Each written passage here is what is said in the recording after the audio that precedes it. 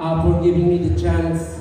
Ito ay ating pasasalamat sa Diyos. Ito ay isang opportunity na makapagbahagi at magamit sa maliit na paraan.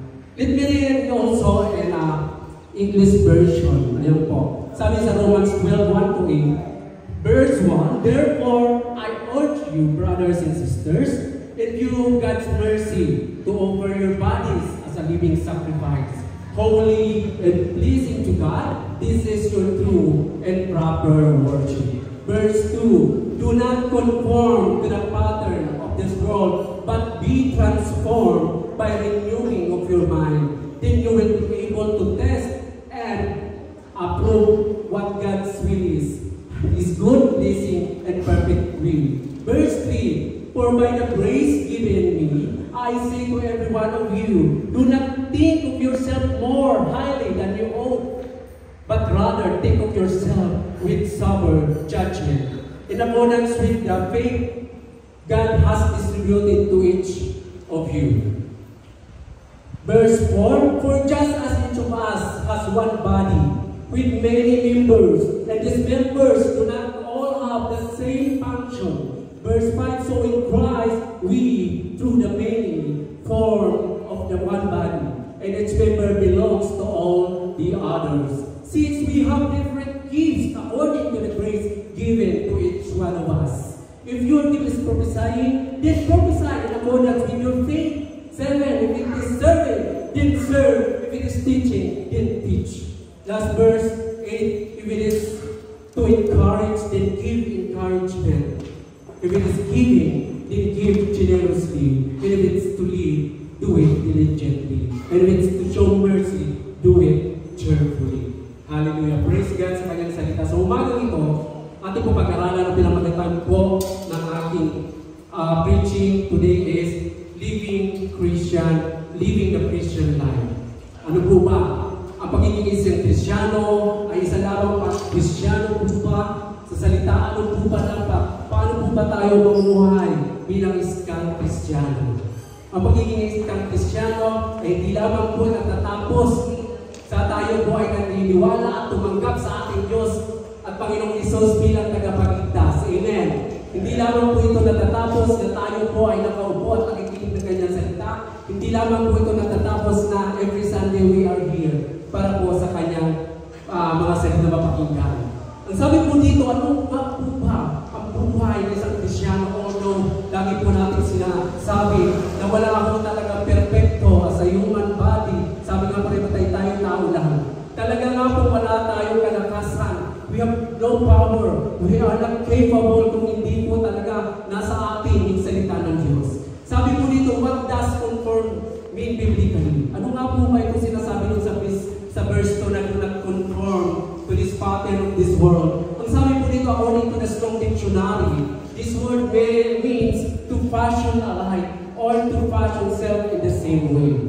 Amen po ba? Lalo na ngayon po sa generation we know at yung mga Gen Z. Ayaw po yung mga Gen Z po natin ngayon. Kung makikita po natin, ano po ba yung conform to fashion alike? Tayo ay sumusunod sa agos ng mundo. Kung kailangan ng ating mga buhok ay magmukhang Koreano, gagayahin po natin. Tama po ba? Kung ang suot niya ay maiksi at puso, maiksi sa panahon ngayon, makikita mo sila ay nagiging maiksi din. Ito po yung sinasabi na kung fashion alike. Ayan yung passion, pastor. Ayan ang passion, kapatid eh. Gusto kong gayahin. Pero ang sinasabi dito, you are conforming.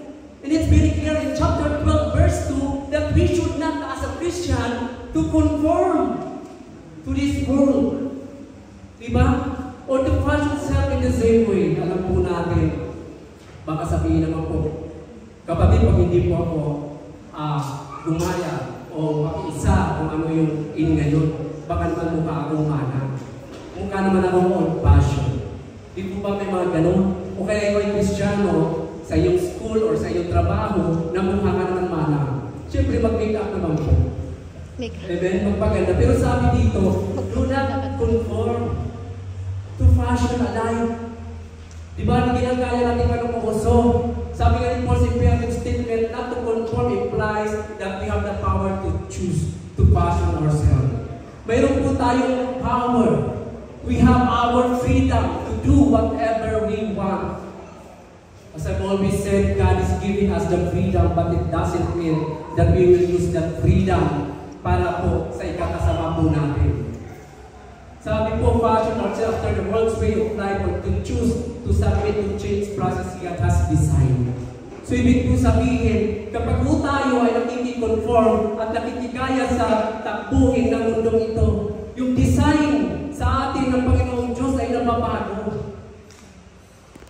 Hindi na po yung ikaw dati kung kailangan dati, pero usually, nangyayari po yan sa atin. No? Walang perfecto. Kahit nga ako po ay dati nagpapakulay ng buhok.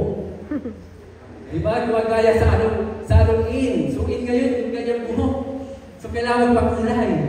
Gayang gupit ngayon ang in. Pero, praise God, dahil sabi po dito na it is a part pala na conforming to the world. When we are following to fashion a life na nakikita mo. Kaya po yun, sumusunod tayo sa uso. Yun po yung conform to fashion a life or to fashion self in the same way. Kung ano nakikita, lalo na po yung mga kabataan ngayon. Pag nakikita po yung mga Korean, di ba? Koreano, mga Korean na paborito nilang artista, ay talagang iniidolo nila. So, napakalaki po ng influensya po ng social media, and even po yung ating mga artista o mga iniidolo. Next slide. Sabi po dito sa verse 1, therefore, I urge you, brothers and sisters, in view of God's mercy to offer your bodies as a living sacrifice, holy and pleasing to God. This is your true and proper worship. Ibig sabihin po pala yung ang sabi the true and proper worship. Ano po sabi? We urge us in view God's mercy to offer our bodies as a living sacrifice. Yung po yung ating katawan ay i-offer natin bilang sakripisyo. At ito'y pleasing to God. Kaaya-aya. Ito yung true and proper worship. So, ibig sabihin pala sa ating pag-worship na hindi pala sapat na tayo minsan mag-worship. Pero yung ginagawa naman po natin is kabaliktaran po sa salita ng Diyos. Di po ba? Because our sacrifice lives and He brings life to us, so you are to be living sacrifices. Yung sacrifice natin, yung pamumuhay natin, nagdadala, sanctified by His power. Sinasanctify tayo ng kapangyarihan ng ating Diyos. Yung kanyang pagkamatay sa krus, shedding His blood on the cross of Calvary. His presence and His redeeming grace sanctified so that you are holy.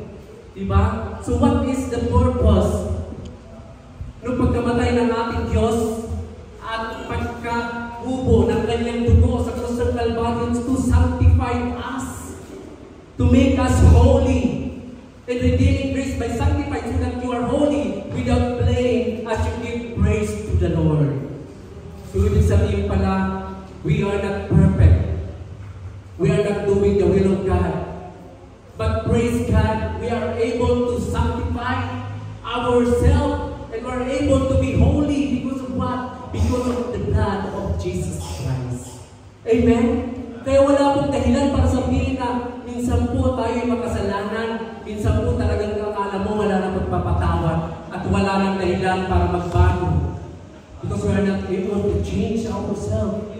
Only God has the power. Only God has the ability to change us, to transform us.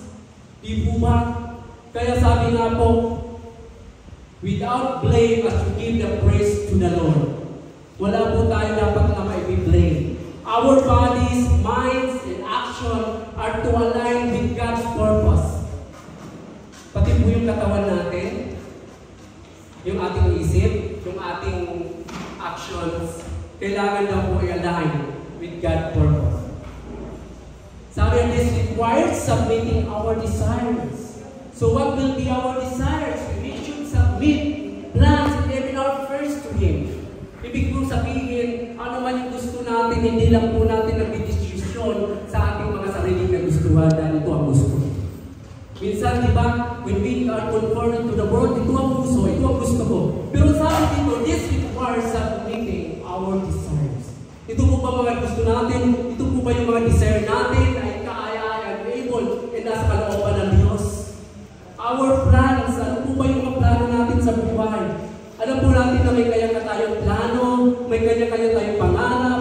man ay maging business owner, ikaw man ay maging isang estudyante, nais mo maging abogado, nais mo maging doktor.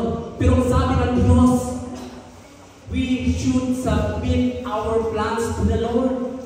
Baka naman po nagpaplano lang tayo na gusto kong yumaman, gusto kong makatapos ng ganito, gusto kong maging mayaman paglaki, gusto kong magkamit ng sasakyan at bahay paglaki, pero we never submit our plan. Amen?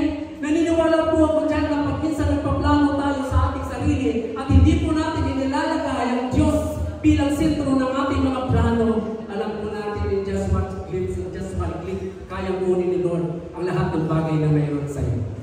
At sapagkat ito hindi mo sinasubmit yung plans mo sa Panginoon, alam mo na hindi maganda ang patutunguhan at ikakahamak mo. Bakit?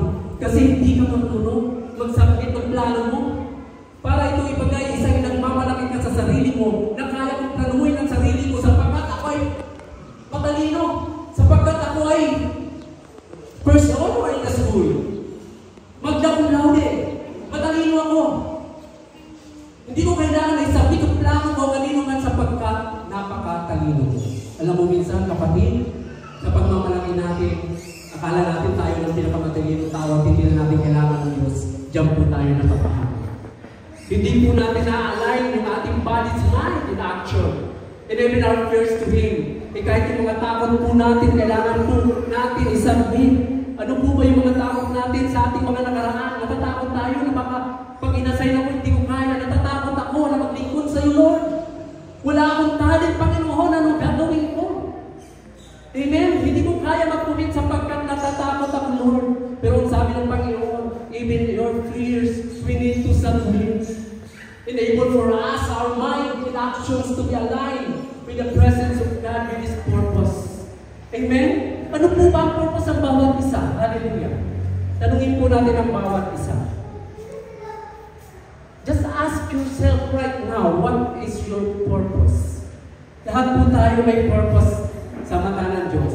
And I believe God has called us because He has His own purpose to each one of us.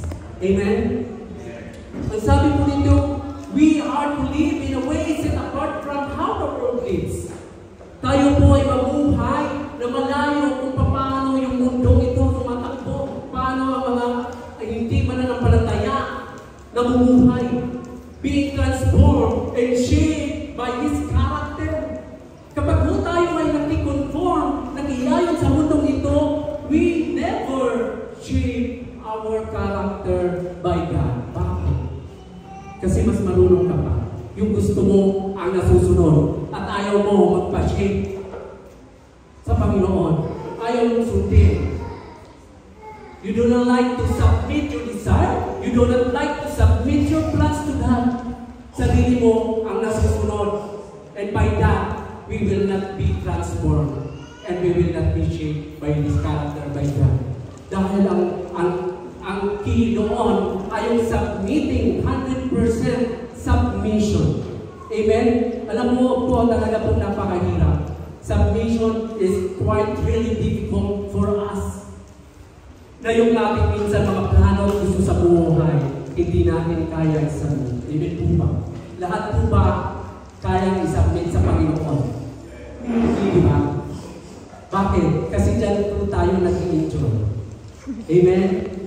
As I said, midweek service, hindi po natin maiwanan sapagkat dyan po tayo nag-i-enjoy at dyan po yung ating comfort zone. Next slide. Verse 2. Do not conform to the pattern of this world, but be transformed by the renewing of your mind. Then you will be able to test and approve what God's will is, His good, pleasing, and perfect will. Amen? Sabi nga po ng pattern, to renew your mind in Christ, focus on actively studying the Bible. Aminin po natin, itong pinakamahirap. Not all of us talaga are studying the Bible. Sapagkat alam mo, marami mong pinagkakaabalahan, hindi po natin talaga priority yung pagbabasa ng Bible. And even me, hindi ko talaga nung kaya sabi ko nung nabasa ko to, Lord, thank you for reminding us. Kaya po minsan, Lord, nagre-reveal po talaga ng mga salita ng mensahe just to remind us. Diba? Mas nababasa pa nga natin yung ating Facebook, paggising natin.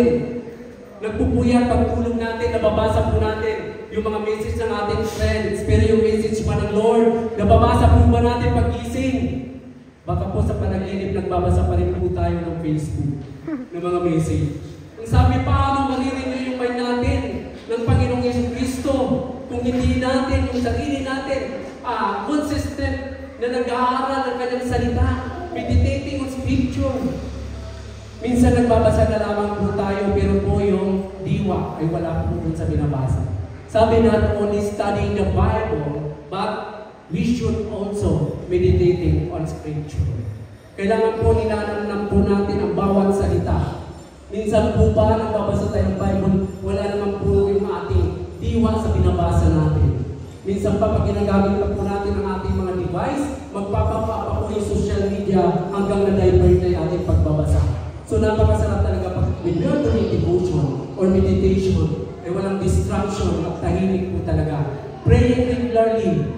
Yan, isa po ang panganalangin ng regular and consistent and intentionally choosing to take according to God's Word. Paano po natin yung mga isip natin minsan? Diba, iba-iba ang tatlong kalaban natin yung isip. Iba-iba minsan yung mga negatibo natin na isip. So sabi dito, we need to renew our mind in Christ. Studying the Bible, meditating His Word. Amen?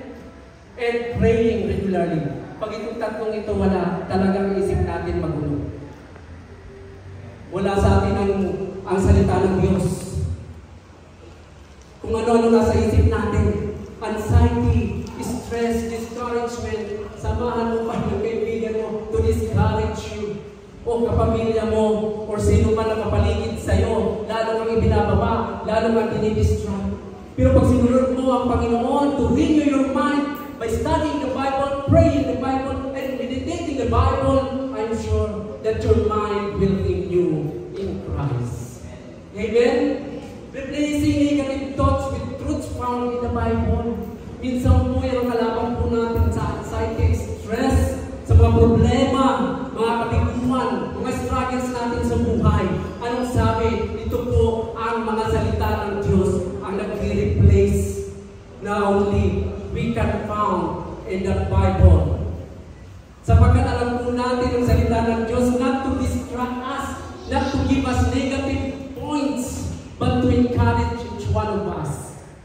Pero kung makikinig ka kay Aling Marites, hindi po kayo na-uplift at na-encourage.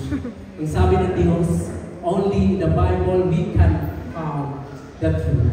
Essentially making Jesus the center of your thought process and aligning your mind with His will. Mahirap po talaga minsan kung bawat isa, I'm sure, nasabi nga problema, normally nandyan na yan sa ating buhay. Dumaan ka na ba sa pagsubok? Dumaan ka na ba sa anxiety? Dumaan ka na ba sa discouragement? Pero ang sabi, it is essential making Jesus the center of our life. And aligning your mind to His will. Amen. Christians should not let the values, behaviors, and patterns of the world shape their lives. Tayo pa ng mga Kristyano, hindi dapat yung ating mga behavior, yung ating values, hindi mo tayo nakiki-pattern o nakiki-shape o nakikipamuhay sa takbo ng mundong ito. But instead, actively choose to be transformed by God through renewing their minds. Essentially resisting the pressure to fit in with world standard that might contract their faith. Kapag puminsan hindi mo naaanayin yung ating mind sa Diyos, ano nagiging contradict po yan sa ating pananampalataya? Minsan masasabi mo may pananampalataya, pero hindi mo naman ginagawa. Hindi mo naman ginagawa yung mga bagay just to align our mind, our bodies sa Panginoon. So this is very essential and important. Next slide. Verse 4. For just as each of us has one body with many members, and these members do not all have the same function. 5. So in Christ we, though many, form one body, and each member belongs to all others. Amen? Tayo po ay isang katawan ni Kristo. Bagamat tayo ay maraming members, ngunit tayo ay pinagsama at isang katawan ni Kristo na may iba't ibang function. Sabi po dito, represent the church made up of individual people. Kaya po ang bawat isa po sa atin ay may kahalagahan at ang bawat isa sa atin ay bahagi ng katawan ni Kristo. Kaya minsan po, baka isipin po natin na wala naman akong silbi, dito lang ako sa tabi. Makikinig lang ako, aatin ako ng church, wala akong part. Pero kapatid, ang sabi ng Diyos, you are part of the body. Body of Christ. One body with many members. Sabi po, members do not all have the same function. Tayo po, ang bawat isa po sa atin, I believe. Sabi po, may iba't iba po tayong function. May iba't iba po tayong talent. Di po ba? Kaya hindi po din sabihin na wala tayong talent, na wala tayong function. Each person within the church has different gifts and abilities. Naniniwala po ba kayo? May gift po ba kayo? May abilities po ba kayo na wala sa iba? Dahil iba-iba ang function. Maaari siya magaling magsalita, ikaw ay magaling mag-gitara, ikaw ay magaling mag-drums, siya magaling maging leader. Iba-iba po ang ating function. Each person within the church has different gifts and abilities contributing in their own unique way. Amen? Unique way, yung paglilinis, yung pag-ayos sa upuan. That is one of the functions given and gifts by God. Unique way, yan, kakaiba yan. Hindi lahat gusto maglinis. Hindi lahat gusto mag-ayos. Amen? Bahala ka mga dyan. Diba? Alam mo, kung ikaw ay maglilinis ang pag-aayos before the service, that is unique. Kakaiba yan. Ipakita mo yung talent, baka sabihin, wala naman akong silbi, wala akong talent, wala akong sa ministry. Pero may unique way ako binigyan nun, ang pag-aayos ng upuan. Amen? Maging bahagi ito, maging encouragement sa bawat isa. Na sabi, bilang isang miyembro ng church, ay isang katawan tayo, ito yung ating pagsama-sama, ng pagkakaroon ng sama-sama, ng unity. Unity in Christ. Pero hindi yung tayo makikibahagi, hindi ko matatawag na unity. At pagkakaroon ng pagkakabahagi ng bawat isa. Amen? So hopefully, ang bawat isa po ay magbahagi. Each person within the church has different gifts. Amen? The message has different parts of the body work together to function. Ang sabi po, bilang isa sa mabahagi ng katawan ni Kristo, together we function. Pag sinabing together, may maiiwan pang isa? Wala. So sama-sama tayo, mas masaya yun. Sama-sama tayo gawin ang misyon ng ating Panginoon. Christians should use their individual strength to support and to contribute to the community. Gamitin daw po natin yung ating kalakasan. Ano po ba yung strength natin? I know each one of us has the strength. May talent tayo. Ang sabi po, gamitin po natin to support and contribute to the community as well. Not only to the church, but to the community as well na kinabibilangan po natin. Next slide. Verse 5, 6 and 7. We have different gifts according to the grace given to each of us. If your gift is prophesying, then prophesy in accordance with your faith. 7, if it is serving, then serve. If it's teaching, then teach. Ito po yung mga gifts na binigay ng ating Panginoon. Sabi nga po, kung gift sa'yo ay mag-prophesy ka in accordance to your faith. Sabi kong gift sa'yo mag-serve, then serve. If it is teaching, then teach. Baka naman kasi minsan, may kakayahan naman tayo magturo, ayaw lang natin. Amen? Kaya mo naman pala mag-explain ng salita ng Diyos. At kaya mo naman pala mag-share ng Word of God. Pero hindi mo ginagawa bagay. Maybe you have fears. Maybe you don't want to obey the Word of God. Sabi nga po, spiritual gifts are abilities that God gives to people through the Holy Spirit. Bawat isa po sa atin may spiritual gift. Ang kailangan lamang po is to utilize, to discover that gifts within you. Amen. Minsan may na ma-utilize. Hindi ho tayo willing na magpagamit sa Diyos. They are meant to be used to serve others and build up the community. So ang purpose po ng gifts na binigay sa atin ng Diyos, hindi lamang po natin hindi gamitin. Hindi po para tayo ay maging stagnant Christian. But ang sabi, it is meant to be used to serve others and build up the community. When we are sharing the Word of God, it is also a form of serving others. When we are doing good deeds, it is also a form of serving others and build the community. Example of spiritual gift, serving God. Are we serving God? Ang bawat isa po ba ay naglilingkod sa ating Diyos? Serving God is a way to show love.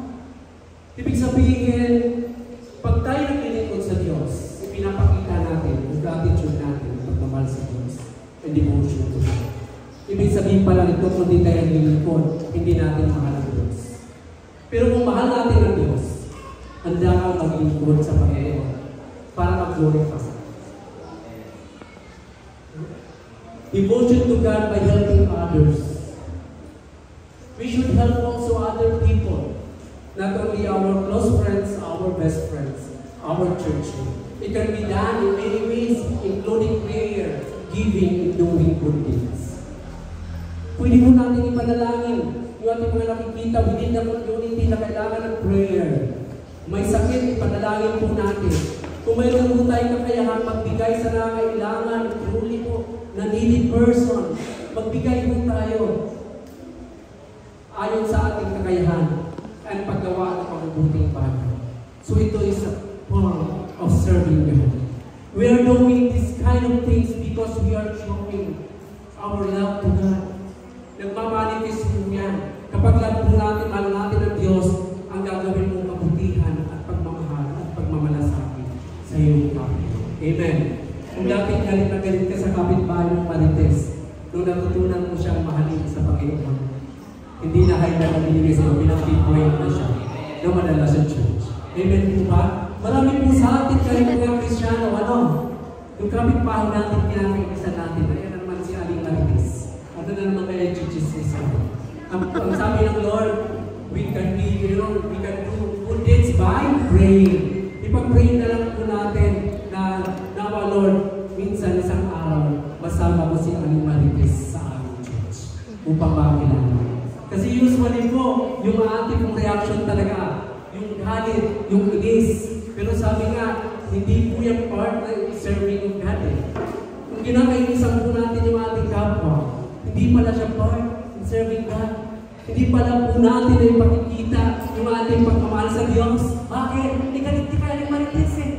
Mahal mo ba si Lord sa ginagawa mo? Hindi. Ang sabi, just pray for her na mabago whatever negative attitude na meron siya. Teaching, the ability to teach the Word of God and understand the moral way of God. Yung pagtuturo ng salita ng Diyos, I believe, isa po yan sa mga spiritual gifts.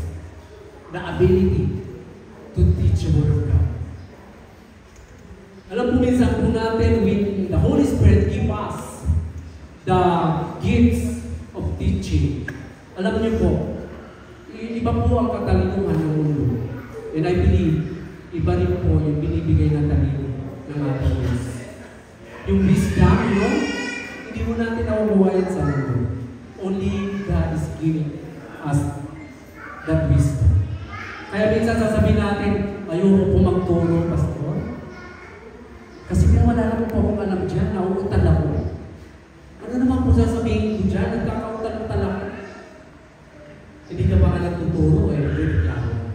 Ibo ba? Parang kay aaron sa kay Moises. Si Moises ay nagreklamo siya. Bakit mo ay papanalaga? Iuutal-utal ako. Gumamit ang Lord ng isang para siya tagapagsalita. Minsan sa ating buhay, ano ang reklamo, ano man yung deny natin, sa binibigay ng Lord, gagawa ang Lord ng paraan. Kung hindi ka magaling magsalita, bibigyan ka ng tagapagsalita. Kung hindi ka marunong magpaunawa, bibigyan ka ng kaunawaan ng wisdom ng ating Diyos na buhay. Amen? Kaya huwag po natin limitahan yung sarili na pag minsan po, baka ang gift na binigay sa iyo ay pagtuturo ng salita ng Diyos. We should pray for our gifts. Lord, ano po ba yung gifts ko? Amen? Isipin mo natin, ano po ba yung spiritual gifts ngayon na mayroon ka? We need to pray for that. Hospitality, the ability to care for others and refresh their souls. Minsan po, di ba, yung hospitality, yung kung may matatanda, we are care for them, may mga sakit, nagkikare po tayo, yung kabag po, yung malasakit. And refresh their souls, hindi lamang po yun. Yung pagkakapapakita natin ng pagkalina sa kanila. At higit sa lahat, yung refreshing their souls by what? By sharing the Word of God to them. By sharing that there is Jesus Christ died on the cross for our sins. By sharing that there is salvation, Nanay Lola. Maybe you don't know na mayroon palang kaligtasan once na tinanggap mo si Jesu Cristo sa buhay mo. Minsan po, may katandaan na at mamamatay na lamang, hindi pa nila alam ang kanilang patutunguhan at hindi pa nila alam that there is salvation through Jesus Christ. Though they believe that there is Jesus Christ died on the cross because of our sin. But the question is, did you accept Jesus Christ as your personal Savior? Amen? So we should share the Word of God to refresh their souls. Sa kanilang kalagayan, maybe may sakit sila or maybe matanda sila. We can be hospitable by showing our care to other people and sharing, mostly, importantly, the Word of God.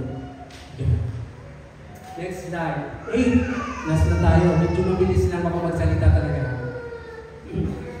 Verse 8. If it is to encourage, then give encouragement. If it's giving, then give generously. If it is to lead, do it diligently. If it is to show mercy, do it cheerfully. In giving, the desire to be generous and give to others. Amen? If we are able and we have the capable to give, then we can give sa nangangailangan.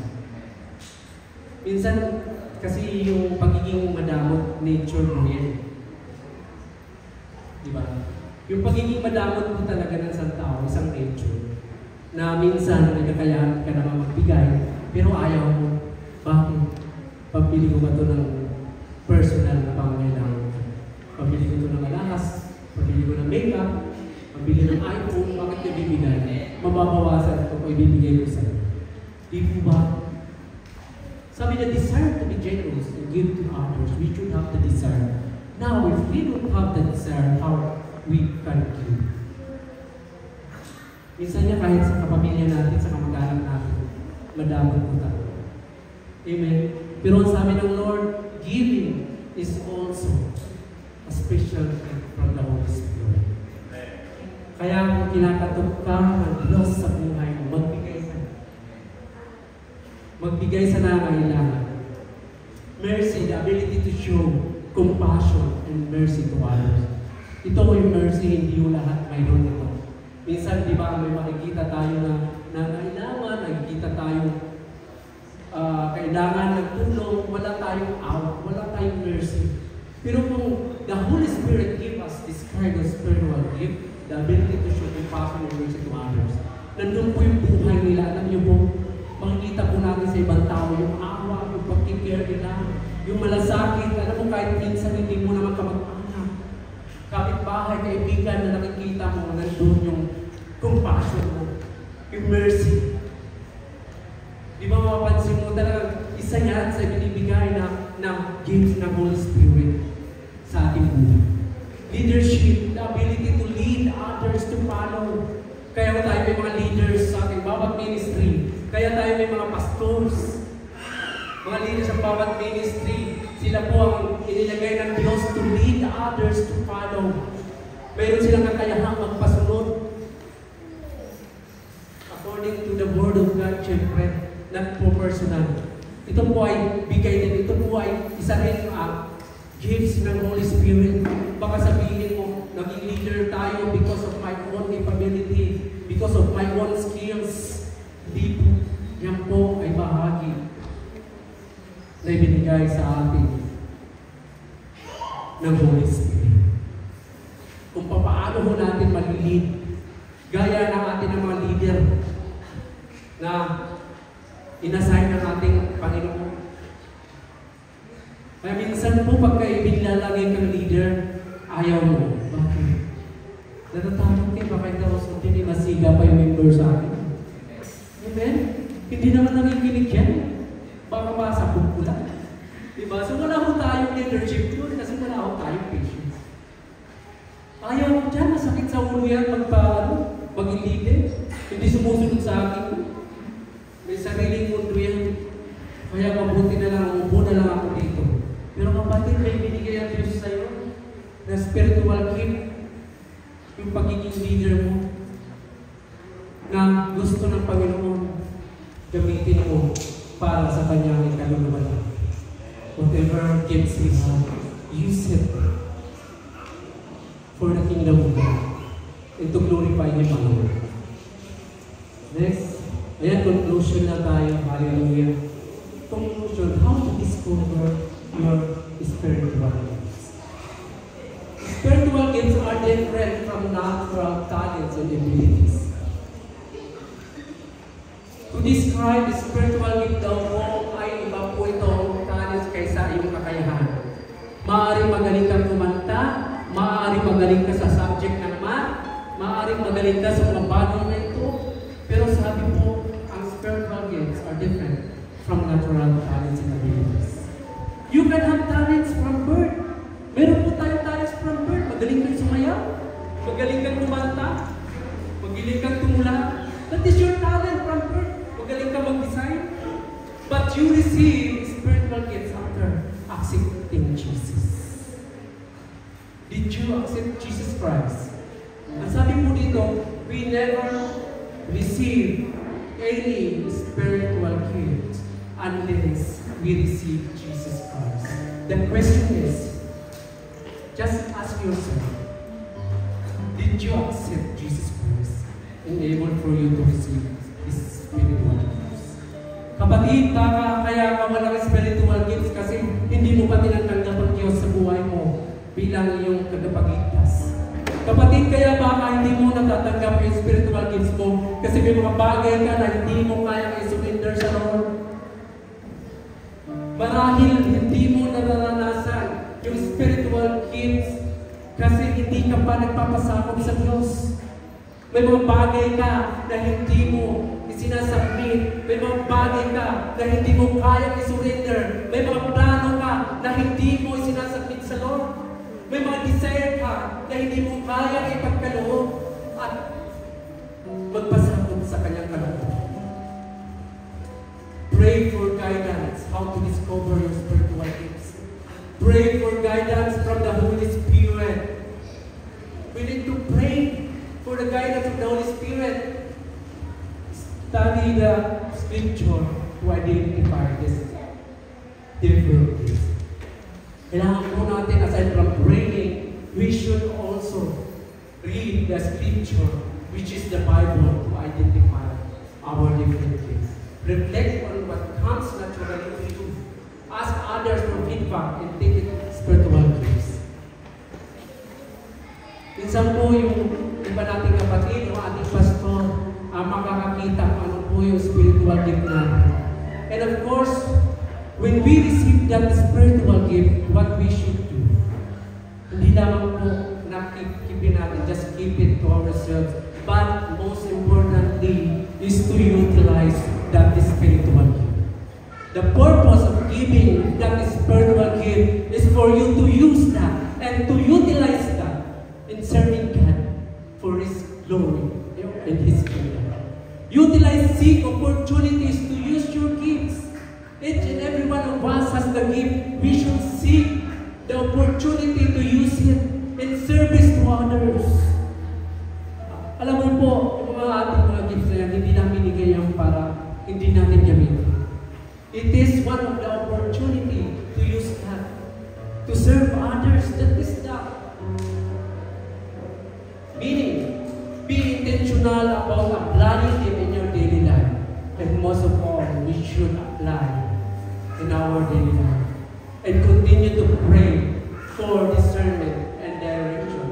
when you see our gifts. Hallelujah. Brothers and sisters, hayaan pa natin na pinagkalooban tayo ng gifts na ating Panginoon. Nahayaan lang ba natin na sa sarili lang natin na hindi natin nahayaan na magamit bilang oportunidad para makapaglingkod sa ating Diyos. Our Christian life has no purpose when we are not doing whatever command of God. Being a Christians, we are not designed just to believe, just to accept Jesus Christ, and that's all. Just to attend the services, to hear the Word of God, and sometimes just to use our talents to the ministry.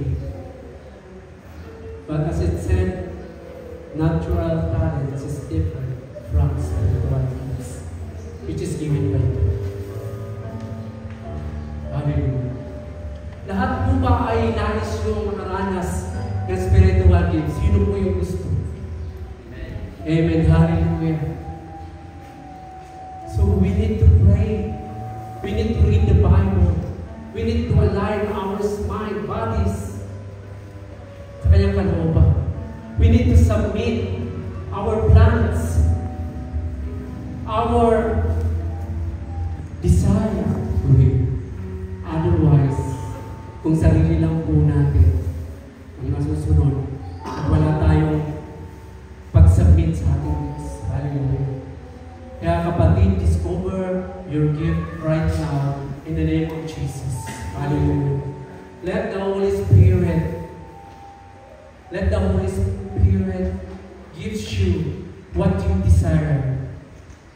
Sa umagang ito, i-desire mo kapatid, sa mga nabanggit dito na spiritual gifts, alinman mayroon ka doon.